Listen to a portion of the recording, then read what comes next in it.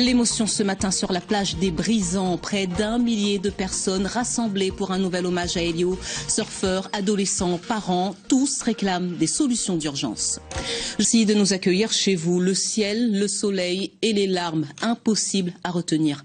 Près d'1 millier de personnes, surfeurs, collégiens, adolescents ou parents, ont rendu un nouvel hommage à Elio en présence de ses parents ce matin. Défilé en blanc, recueillement de grande ampleur sur la plage des Brisants. Sur place, Nathalie Rougeau, Florence Bouche. Ils sont venus de partout dire adieu à Elio, fauché en pleine jeunesse, arraché à la vie et à ses parents. C'est un père anéanti, inconsolable, qui rejoint le rassemblement en l'honneur de son fils, son ange, qu'il pleure de désespoir. Un ange est mort dimanche matin, c'est mon ange à moi. La mère d'Elio n'a pas eu la force, elle ne restera pas. Giovanni Canestri cherche du réconfort auprès de tous ces jeunes et moins jeunes qui ont tenu à être là. Très vite, il délivre ce message. C'est ce que je voudrais dire à tous ces jeunes, à tous autant que vous êtes tous beaux, etc. Faites attention à vous et puis sachez parfois écouter un peu ce que vous disent les grands parce que c'est pas toujours pour rien. Puis le silence pesant durant 10 minutes lors d'un recueillement au beau milieu de la plage avec les intimes, les proches et les amis de celui que tout le monde appelait Titi. Les parents ne sont pas loin pour soutenir leurs enfants et surtout crier leur colère. On a fait un sanctuaire pour les requins viennent manger nos enfants. Et ça, c'est dégueulasse. Je suis désolée. C'est vraiment immonde. L'hommage face à la mer, une mer dans laquelle se jetteront quelques jeunes comme pour défier l'État sur une plage interdite à la baignade. Puis le temps des discours, au-delà de la souffrance et de la douleur, c'est le sentiment d'être oublié par les autorités qui est très dur à supporter. Aucune mesure n'a été prise pour nous. On a été laissé de côté alors que la première chose qui aurait dû être faite dès la première attaque, c'est de s'intéresser à notre cas. Je veux pouvoir ressortir à la Réunion tranquillement. Entouré de ses 2 autres enfants, l'émotion ne quitte pas le père d'Elio. Je peux vous garantir qu'il est sublimissime. Il est d'une beauté incroyable, il est serein, il est reposé. Il a son petit sourire qu'il avait toujours quand il allait dormir. Et j'avais presque l'impression qu'il allait se réveiller et qu'il allait faire comme d'habitude. Et salut papa. Salut mon fils.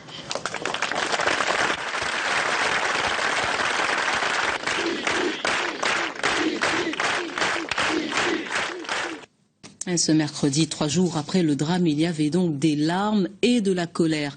Après le rassemblement sur la plage des Brisants, une délégation de cette jeunesse en rébellion contre la crise requin s'est rendue à la sous-préfecture de Saint-Paul. Nous ne voulons pas une extermination, mais une régulation de la population de squales. Voilà le mot d'ordre. Confrontation tendue avec l'État qu'a donné la rencontre. On voit cela avec Jean-Marc Seguin. Après la plage, les pavés, sitting en centre-ville. Les manifestants demandent à l'État d'engager des pêches régulières de régulation afin de limiter le nombre de requins près des côtes de l'île. On veut des mesures maintenant. C'est un appel à l'aide. C'est pas une manifestation, hein, c'est un appel à l'aide. C'est un cri de désespoir. Car on est vraiment à bout. Et on attend des mesures concrètes immédiatement. On va tuer des loups parce qu'ils mangent des gens, on va tuer des requins parce qu'ils mangent des gens. Et c'est des gens, c'est des petits enfants de 13 ans. Donc il faut prendre des mesures là. Pendant que des mini-barrages s'installent dans le centre-ville, une délégation a été reçue en sous-préfecture où l'on rappelle que la pêche redémarre au 1er mai avec 12 pêcheurs professionnels. Mais Alice, sortie plus tôt, n'avait pas compris qu'il s'agissait juste du programme Cap-Requin qui redémarre en mai.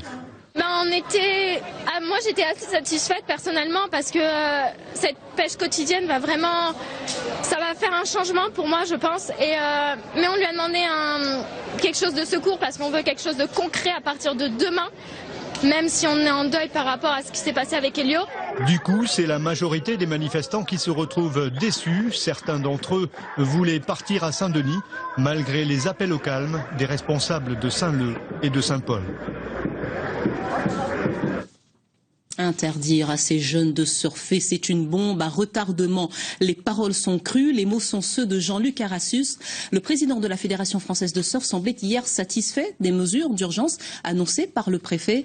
Des annonces qui n'ont pourtant pas fait baisser la fièvre. Bonsoir Christelle Floricourt. Après la rencontre à la sous-préfecture, les jeunes sont ce soir devant la porte du préfet. Comment se déroule cette autre étape ? Bonsoir Valérie, alors ici les esprits ont commencé à s'échauffer, on en est même presque arrivé aux mains il y a quelques instants, mais la situation est redevenue calme, donc le calme est revenu sur le Barachois depuis 18h10 à peu près et jusqu'à il y a à peu près un quart d'heure, une cinquantaine de manifestants bloquaient le Barachois, donc de façon assez symbolique pour marquer les esprits, car en ce moment même, une délégation est reçue par le préfet.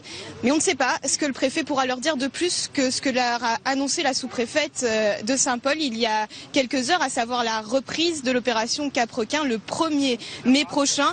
Eux réclament des solutions immédiates, comme notamment la pêche régulière. Donc on verra ce qu'il en sera après cette rencontre, Valérie. Nous en reparlerons bien évidemment dans nos éditions demain. Merci Christelle Floricourt pour ces précisions en direct de la préfecture devant la caméra de Philippe Poirot ce soir.